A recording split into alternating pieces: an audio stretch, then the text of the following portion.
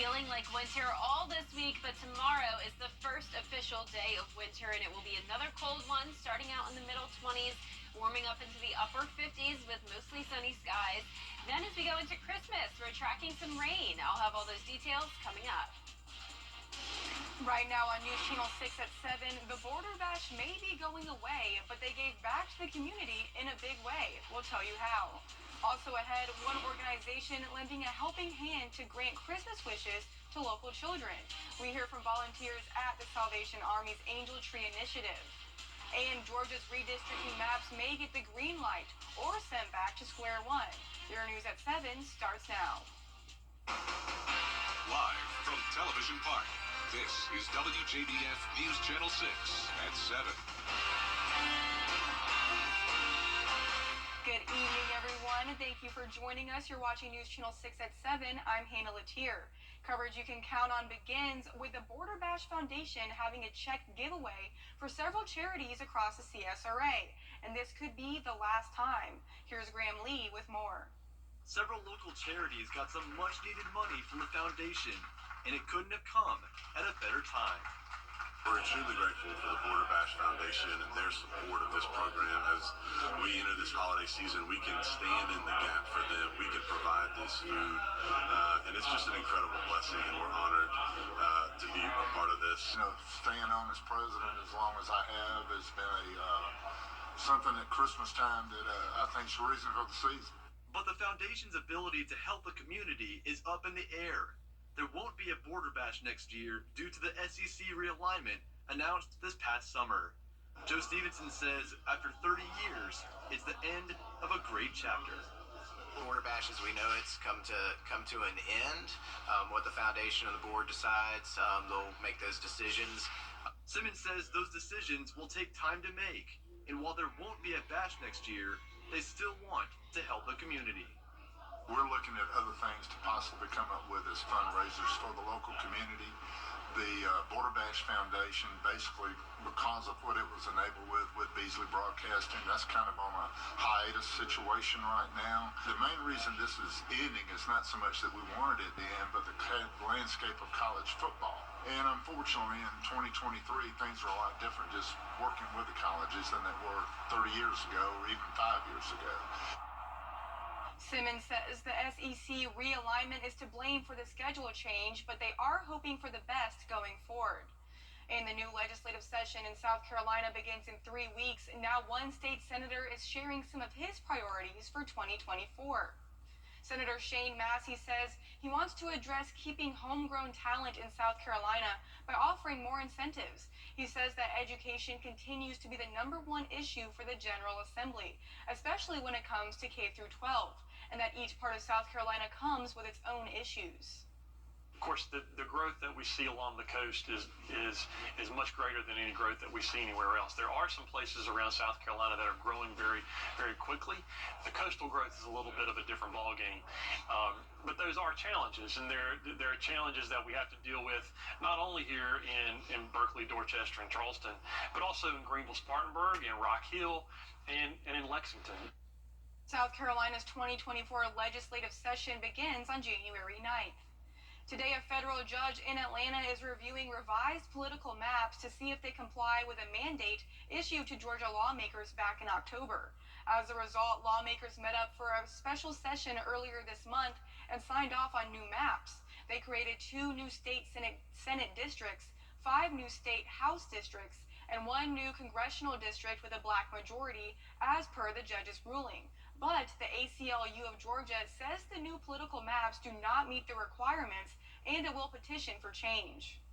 The judge will look at his original order, which again was very specific with what he wanted us to do in the General Assembly to remedy the Voting Rights Act violations. The judge will then say, okay, I accept your maps. I accept one of your maps. I accept all of your maps. And then he will, or he could say, I don't like these maps. These do not do what I required you to do, so I'm going to tell you what your maps are. Most of the impacted areas included Metro Atlanta and Macon-Bibb County.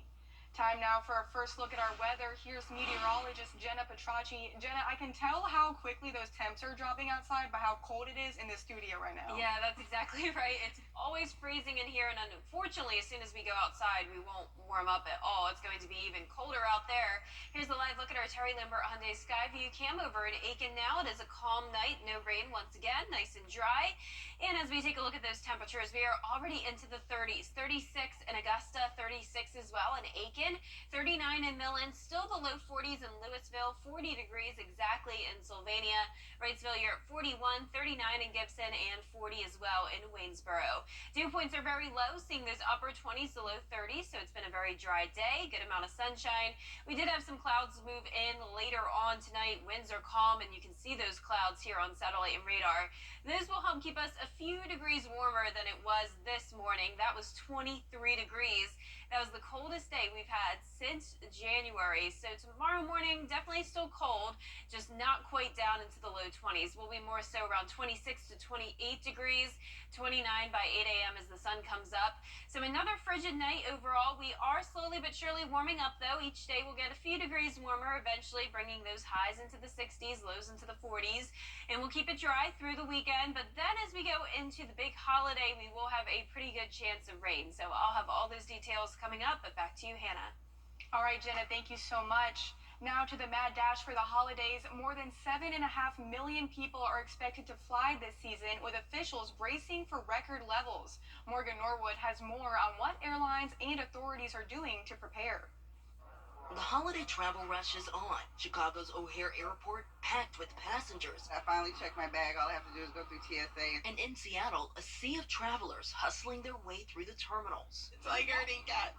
That means there's a lot of people going in many different directions. Just gotta bring your patience. The hectic travel season unfolding as the FAA braces for more than 47,000 planes to take off today, nearly 49,000 tomorrow on what's expected to be the busiest travel day of the holiday season. We are very confident that this 2023 holiday season will go smoothly. But the weather could pose some challenges. The East Coast is recovering from a storm that unleashed flash flooding, forcing evacuations and rescues in New Jersey.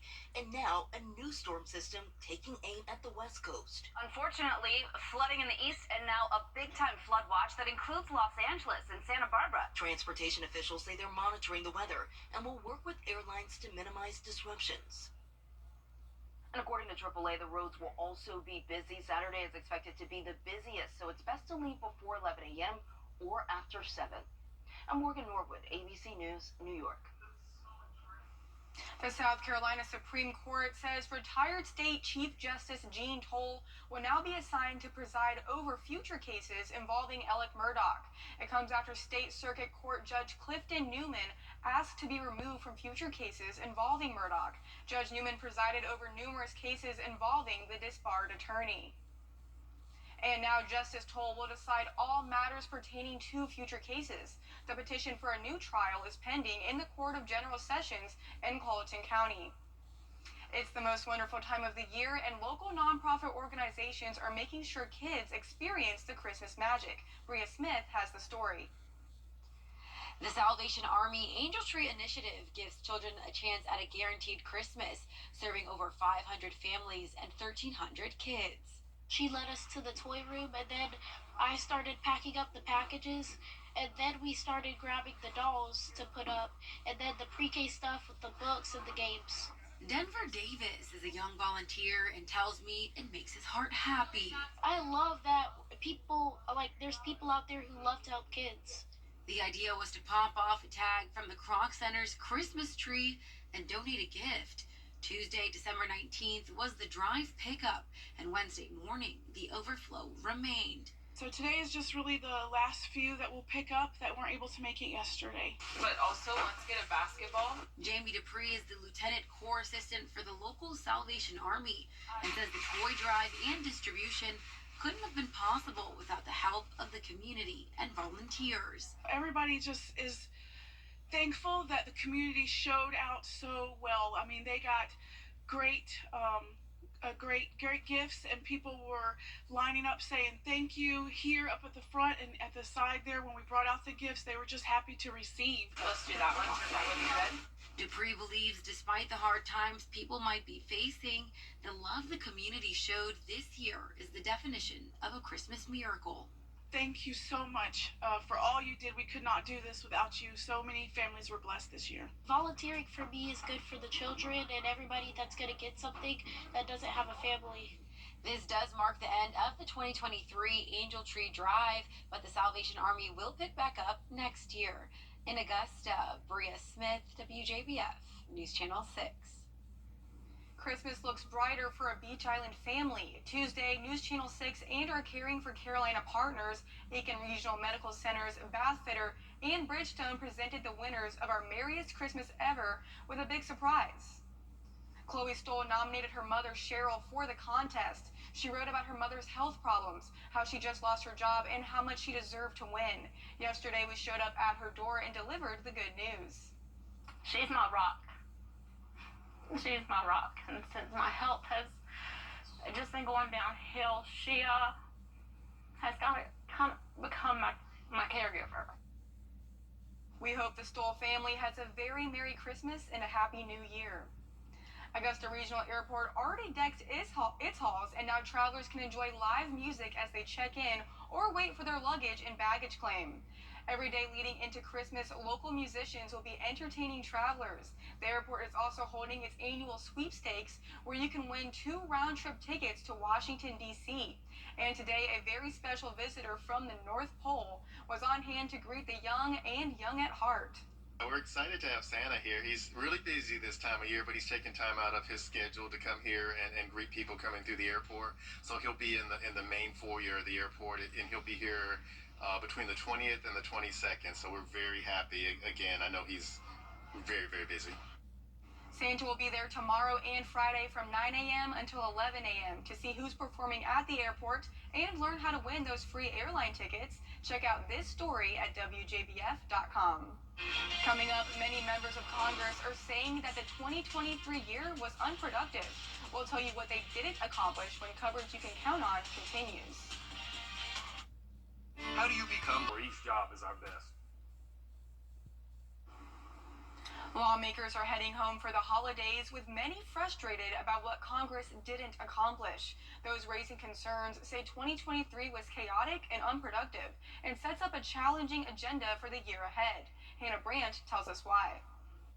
In a year where fighting in Congress seemed nonstop, there is one thing leaders of both parties agree on. We saw a year marked by chaos, extremism, and paralysis. I'm not very happy with how productive the Senate has been this year. House Democratic leader Hakeem Jeffries says Republicans are to blame, accusing them of wasting time with contentious battles over selecting a speaker, censuring fellow lawmakers, and an impeachment inquiry into President Biden. We've seen repeated efforts by MAGA extremists to jam their right-wing ideology down the throats of the American people. And because Congress failed to reach deals on several big priorities, Senator Mark Warner says they're left with an agenda packed full of tough issues for 2024. We go into next year with not only the challenges around, the Ukraine and border and Israel and humanitarian aid funding, but also not one, but 2 potential budget disasters.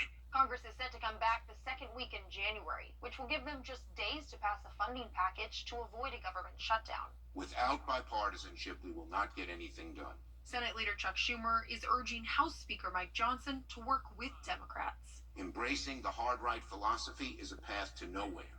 And Senator Mitch McConnell says the sooner the parties can reach a budget compromise, the better. We need to reach an agreement on the top line and get about getting an outcome as soon as possible. In Washington, I'm Hannah Brandt. Up next, we'll have the full weather with Jenna Petracci, and we'll have a preview of the WJBF Christmas Eve special.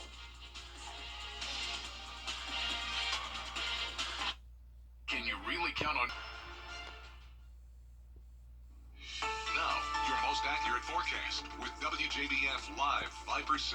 Good Wednesday evening. We had a very cold start to the day. Check out these observed lows this morning. 19 in Saluda County. A lot of low 20s, and Augusta Bushfield registered at 23 degrees, which makes it the coldest day since January.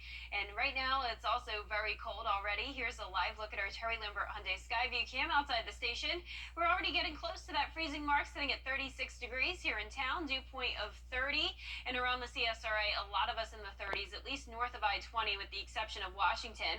Some low 40s further south, still 40 degrees exactly in Sparta and Sandersville, 36 in Aiken, and 39 in Bamberg. We have high pressure in control, but we do still have some clouds that have moved in, and this will help keep us at least a few degrees warmer for tomorrow. But nonetheless, it will still be cold just in time for the first day of winter. That is tomorrow.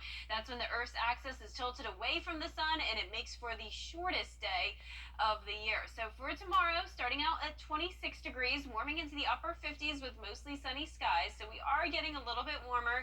You can see we'll go up to the 30s on Friday, 40s on Christmas Day, and then believe it or not, our lows go into the 50s on Tuesday.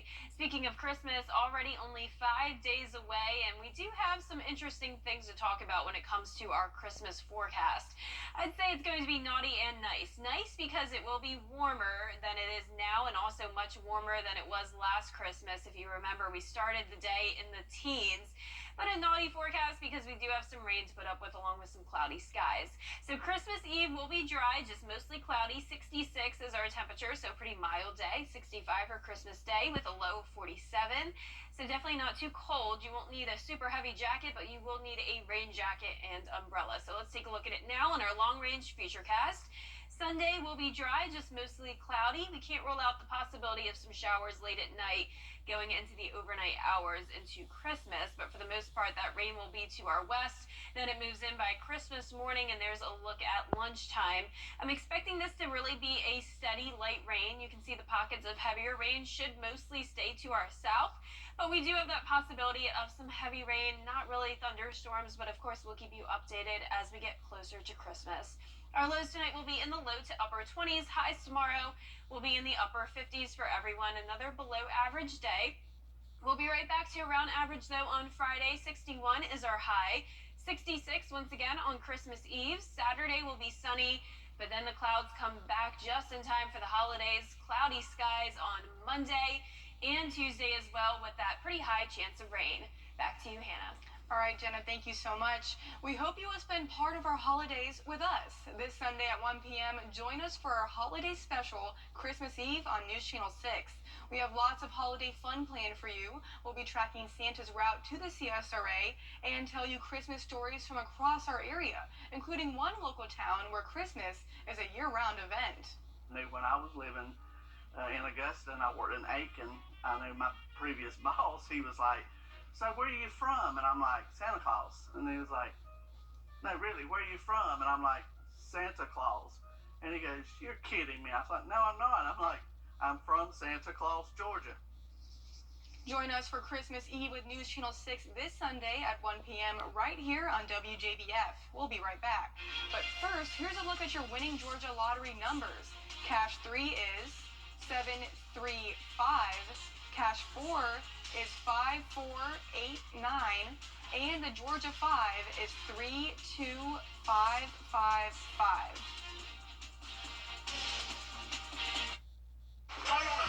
Not only are we going to help you financially, we're going to help you get your health back and get your life back. One call, that's all. Call 1-800-CALL-KEN. 70 years ago, a local legacy was born that changed television forever. Who would ever have thought that television would have become as important as it is, JB? But throughout it all, one thing that has remained the same is the passion we feel for our community and the dedication we have to our viewers. WJBF News Channel 6, celebrating 70 wonderful years of coverage you can count on. The News Channel 6 mobile app WJBF Live Viper 6 Skyview Network is sponsored by Terry Lambert Hyundai. Low prices, big selection, and committed to quality customer service. Doctors around the country are warning about a shortage of several important drugs including drugs that treat cancer. Andrea Fuji has the latest on what's at stake. This morning, more doctors and lawmakers are sounding the alarm about drug shortages in the U.S. Among them, life-saving cancer medications, including chemo drugs. These shortages can be life or death for kids, especially when it comes to the cancer drugs. The FDA's drug shortage list include those that treat lymphoma and leukemia. We know how to treat cancer, but shortages force impossible choices. We have drugs that are life-saving and shortages that are life-threatening. Testifying at a Senate hearing, experts blame the shortages in part on the low cost of generic drugs, with insurance companies often only paying for those cheaper generic versions. A vial of sterile injectable medicine typically costs less than this cup of coffee that I bought downstairs this morning. So this reduces the incentive of manufacturers to invest in quality or in newer manufacturing facilities. It's not just cancer drugs. Kimberly Yard's daughter has taken the stimulant Vyvanse for her ADHD for years, but her insurance company wants her to switch to Adderall, another drug in short supply. Adderall's the one that started this whole shortage. So you want me to potentially not have consistent medication for my daughter? Instead, really? Why? The government and drug makers blame each other for the shortage of ADHD medications. The DEA set limits on the ingredients needed to produce them because they're controlled substances. Drug makers say those limits are too strict. The American Medical Association is now urging the U.S. government to consider manufacturing some of the drugs itself to alleviate some of the shortages. Andrea Fuji, ABC News, New York. Still ahead, a former popular music website is making a return. We'll tell you about it when we come back. Safe Homes of Augusta. Safe Homes of Augusta, helping Georgia recognize the hidden crime in domestic violence. Looking for Last Chance EF 6.2.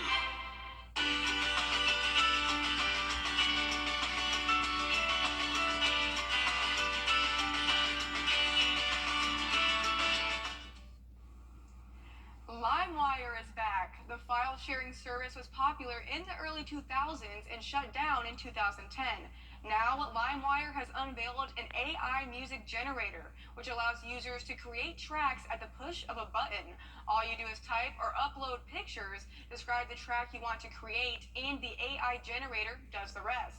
And unlike previous eras of LimeWire, everything on the site will be legal. The company says they only used licensed music to train the learning model used for the tool. That is exciting, Jenna, although I probably won't use that because last time I used LimeWire, it was at least 15 years ago. So I'm impressed you know what it is though, because I know I'm like a couple years older than you and I don't think I've ever heard of it. Yeah, I think it was a very niche thing. Yeah, I guess so, but I guess that's cool it's back.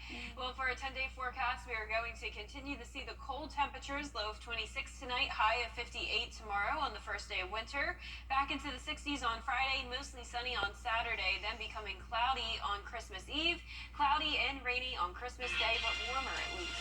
Awesome. Well, thank you, Jenna. We will see you again at 10 on MeTV, and we are always with you at WJBF.com. Up next is Entertainment Tonight.